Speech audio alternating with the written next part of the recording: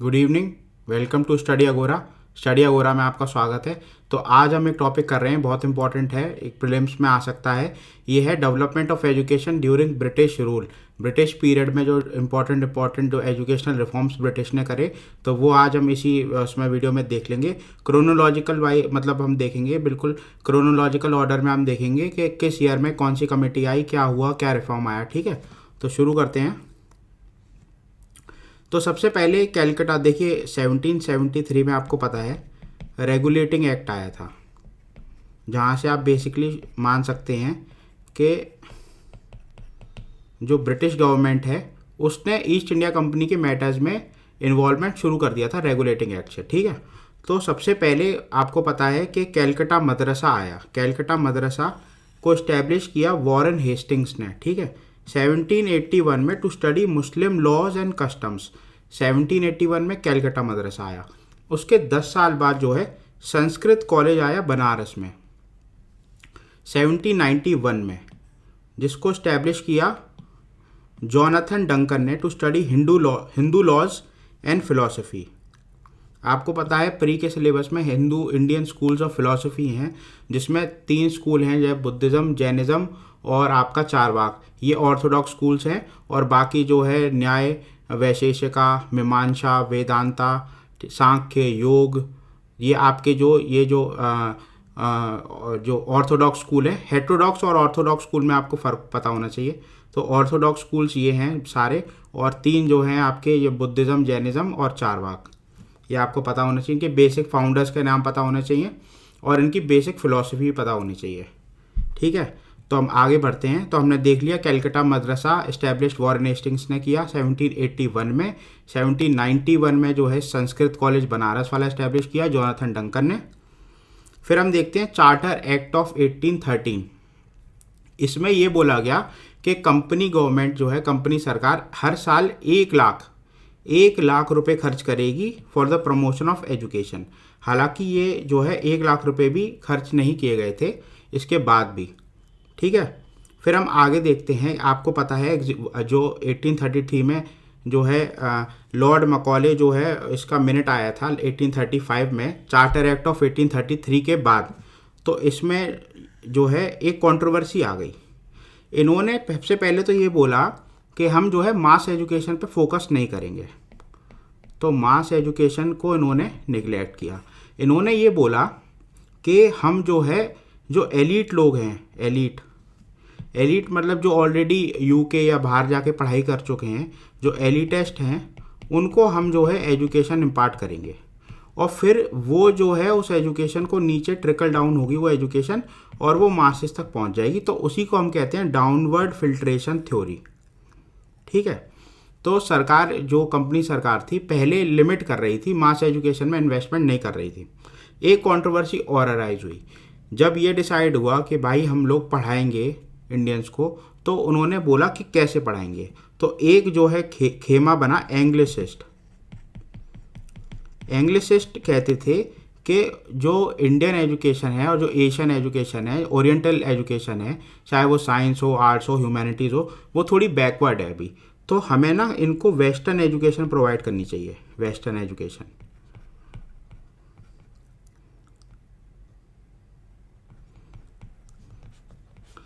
और इसके अपोजिट में आए ओरिएंटलिस्ट। ओरिएंटलिस्ट ने कहा नहीं, ऐसा नहीं है, हमें ओरिएंटल स्टडीज़ पर भी फोकस करना चाहिए। यहाँ भी जो है काफ़ी अच्छे जो है जूरिस्प्रूडेंस के जो है स्कूल्स हैं, फिलोसॉफिकल स्कूल्स हैं, साइंस भी अच्छी है काफ़ी, तो हमें इनके ओरिएंटल स्टडीज़ भी पढ़ानी चाहिए।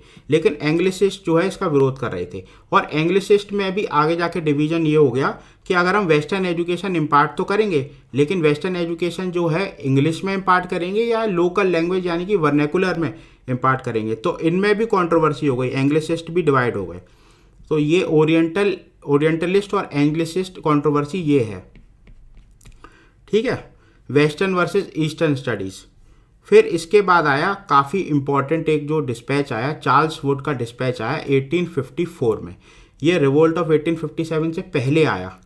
ठीक है, तो इसको ये बोला गया Magna carta of English education in India. अब आपको ये पता होना चाहिए कि जो मैग्ना कार्टा है ये जो है 15 जून को 1215 में किंग जॉन इंग्लैंड के अपने बैरन्स को डॉक्यूमेंट साइन करके दिया था। चार्टर ऑफ राइट्स थे ये। इसमें बेसिकली ये था कि इससे पहले जो है किंग कुछ भी टैक्सेस चार्ज कर सकता था, किसी को भी जो है इविक्ट कर सकता था, किसी को भी गिरफ्तार कर सकता था, मतलब बेसिकली कोई राइट नहीं थे। तो बैरन्स ने विरोध किया, एक तरीके से सिविल वॉर छिड़ा।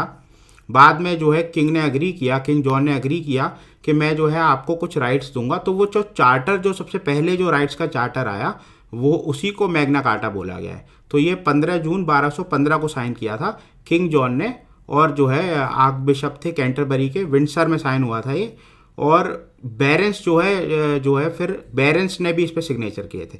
बाद में हालांकि किंग जॉन ने मना कर दिया था कि मैं जो है, मुझे आप लोगों ने दबाव में मुझसे ये साइन करवाया।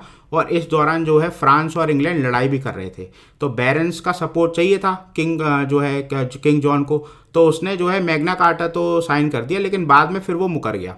जब किंग फ्रांस जो है वहाँ का हार गया, तो वो बाद में मुकर गया था। तो इतना आपको हिस्ट्री पता होना चाहिए 1215 तक की। ये मेडिवल डार्क एजेस से पहले के टाइम है, ठीक है। फिर जो है रिकमेंड किया, इसने क्या रिकमेंड किया चार्ल्स वुड के डिस्पैच ने? इसने सबसे पहले तो ये बोला कि इंग्लिश फॉर हायर स्टडीज़, कि भाई जो हायर एजुकेशन है वो इंग्लिश में इम्पार्ट होगी, और जो स्कूल लेवल की एजुकेशन है वो मदर टंग वर्नैकुलर में इम्पार्ट की जाएगी। फिर उसने एक चीज़ ये बोली कि भैया डाउनवर्ड फिल्ट्रेशन थ्योरी पे हम डिपेंड नहीं रह सकते, हमें मास एजुकेशन की जिम्मेदारी लेनी पड़ेगी। तो ये रेफ्यूटेशन कर दिया डाउनवर्ड फिल्ट्रेशन थ्योरी का, जो मकॉले ने जिसको जो है प्रमोट किया था। इसके बाद इन्होंने बोला कि सेक्युलर एजुकेशन होगी, सेक्युलर। इससे पहले जो है मिशनरीज़ का जो है वर्क काफ़ी ज़्यादा था। आप पढ़िएगा, सीरमपुर मिशनरीज़ काफ़ी ज़्यादा जो है उत्सुक थे, क्योंकि कॉन्वेंट इस्टेब्लिश करके देवर कन्वर्जन्स के, मतलब एक तरीके से जील थी इनमें टू प्रमोट क्रिश्चियनिटी मतलब एजुकेशन के थ्रू। तो जो चार्ल्स वुड डिस्पैच है उसने बोला नहीं ऐसा नहीं है, सिक्योलर एजुकेशन इम्पार्ट होगी। एक चीज़ और करी इन्होंने कहा कि प्राइवेट एंटरप्राइजेज मतलब स्कूल्स यूनिवर्सिटीज़ को हम इंकरेज करेंगे और उनको ग्रांट इन एड देंगे, ठीक है। तो 1854 तक हमने ख़त्म कर लिया चार्ल्स वुड डिस्पैच। इसके बाद आया हंटर कमीशन। ये 1882 83 का एजुकेशन वाला हंटर कमीशन है। एक हंटर कमेटी भी बैठी थी जलियांवाला बाग जो हो गया था उसके बाद उसकी इंक्वायरी करने के लिए, ठीक है। ये जो है हंटर कमीशन, इसने जो है अपनी जो रिपोर्ट जो है कन्फाइन करी केवल प्राइमरी और सेकेंडरी एजुकेशन तक। इसने बोला कि भाई स्टेट की स्पेशल केयर ज़रूरी है अगर आपको एजुकेशन को इम्प्रूव करना है, ठीक है। इसके बाद इसने रिव्यू भी किया वुड्स डिस्पैच को, क्योंकि काफ़ी टाइम बाद आ रही थी। After the revolt of 1857 transfer of control of primary education to district and municipal board. जो कंट्रोल है प्राइमरी एजुकेशन का वो लोकल बॉडीज़, ये लोकल बॉडीज़ ही तो हैं, इसको ट्रांसफ़र हो गया कि आप लोग स्कूल जो है इस्टेब्लिश करिए और एजुकेशन इम्पार्ट करिए। इसके बाद हम देखते हैं रैली कमीशन आई 1902 में। इसने क्या किया, इसने बेसिकली अगर रैली कमीशन आए तो इसने रिव्यू करी परफॉर्मेंस यूनिवर्सिटीज़ की, ठीक है। यूनिवर्सिटीज़ की जो है परफॉर्मेंस रिव्यू करी। इसके बाद जो है इंडियन यूनिवर्सिटी एक्ट आया 1904। जो वॉइसरॉय थे वो थे कर्जन, ठीक है। कर्जन के टाइम पे आया। वो काफ़ी मतलब इसमें ये था कि यूनिवर्सिटीज़ पे कंट्रोल एग्जर्ट किया गया सरकार की तरफ से, जो ब्रिटिश गवर्नमेंट थी। Universities were to give more attention to study and research. Study और रिसर्च पे ज़्यादा फोकस किया गया, ठीक है। अब लेकिन एक समस्या ये आई कि जो रिसर्च फेलो होते थे उनको कौन नॉमिनेट करेगा? उनको नॉमिनेट खुद गवर्नमेंट कर देती थी और उनके नंबर भी रिड्यूस कर दिए। तो ये जो है एक रिग्रेसिव स्टेप हो गया, ठीक है।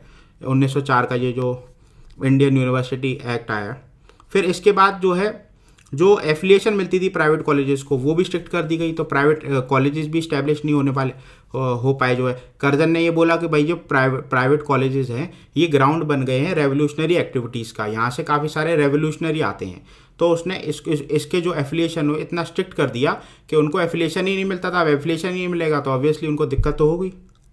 तो ये काफ़ी रेट्रोगेट जो है इसमें जो इफेक्ट्स आए और बहुत एग्रेसिव एक्ट था ये। इसके आगे आया गवर्नमेंट का रेजोल्यूशन ऑन एजुकेशन पॉलिसी 1913 में आया ये। इसमें गवर्नमेंट ने सीधे सीधे मना कर दिया कि भाई हम कंपलसरी एजुकेशन के लिए तो रिस्पॉन्सिबिलिटी नहीं लेंगे, ठीक है। लेकिन इन्होंने ये बोला कि जो प्रोविंशियल गवर्नमेंट है वो अर्ली स्टेप लें ताकि वो free education, elementary education provide कर सकें only to the poorer and backward sections. ठीक है। फिर इसमें इन्होंने प्राइवेट एफर्ट्स, वही मतलब बोल बच्चन बोला इन्होंने कि प्राइवेट एफर्ट्स जो एनकरेज करेंगे, वो कोई इतनी बड़ा इशू नहीं है। ठीक है। अब ये इंपॉर्टेंट है, सैडलर यूनिवर्सिटी कमीशन। अब आया तो ये था जो है कैलकाटा यूनिवर्सिटी की प्रॉब्लम को ठीक करने के लिए, लेकिन इसकी जो मतलब जो इसने रिकमेंडेशंस थी वो सारी यूनिवर्सिटीज़ पर एप्लीकेबल थी, तो ये हमें पता होना चाहिए। इसने ये बोला कि भाई 12+3 का वाला रूल हम करेंगे, 12 साल की स्कूलिंग होगी और 3 साल का डिग्री कोर्स होगा जो कि यूनिवर्सिटीज़ में होगा। एक सेपरेट बोर्ड बनेगा सेकेंडरी और इंटरमीडिएट एजुकेशन के लिए। ठीक है, ये बोला 12+3 और सेपरेट बोर्ड बनेंगे। फिर इसने बोला कि फीमेल एजुकेशन पे हम स्ट्रेस करेंगे, साइंटिफिक और टेक्निकल एजुकेशन पे हम स्ट्रेस करेंगे और टीचर ट्रेनिंग पे हम स्ट्रेस करेंगे। तो ये 3 चीज़ बोली।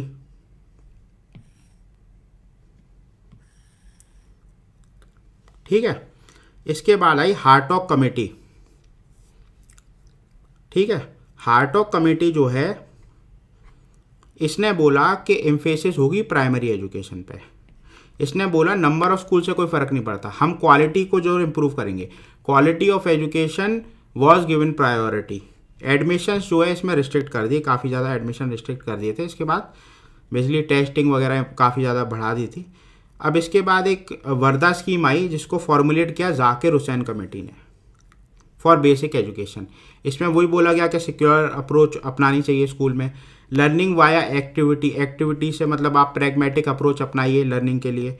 और इसमें ये बोला गया कि जो शुरुआती 7 साल हैं उसमें जो है मदर टंग में पढ़ाया जाएगा और 8th क्लास से ऑनवर्ड्स इंग्लिश में पढ़ाया जाएगा। ठीक है, तो वर्धा आई। फिर इसके बाद जो है सार्जेंट प्लान आया। इसमें बेसिकली ये बोला कि हम जो है एडुकेट टेक्निकल एजुकेशन प्रोवाइड करेंगे, कॉमर्शियल आर्ट एजुकेशन प्रोवाइड करेंगे। ये भी बोला कि हम इंटरमीडिएट को कोर्सेज को अबॉलिश कर देंगे। फिर ये बोला कि liquidation of adult illiteracy in 20 years, यानी 20 साल में जो इलिटरेसी ख़त्म कर देंगे एडल्ट इलिटरेसी। टीचर ट्रेनिंग पे फोकस किया, फिजिकल एजुकेशन पे फोकस किया। तो बेसिकली ये बस इतना आप देख लीजिए ब्रिटिश वाला।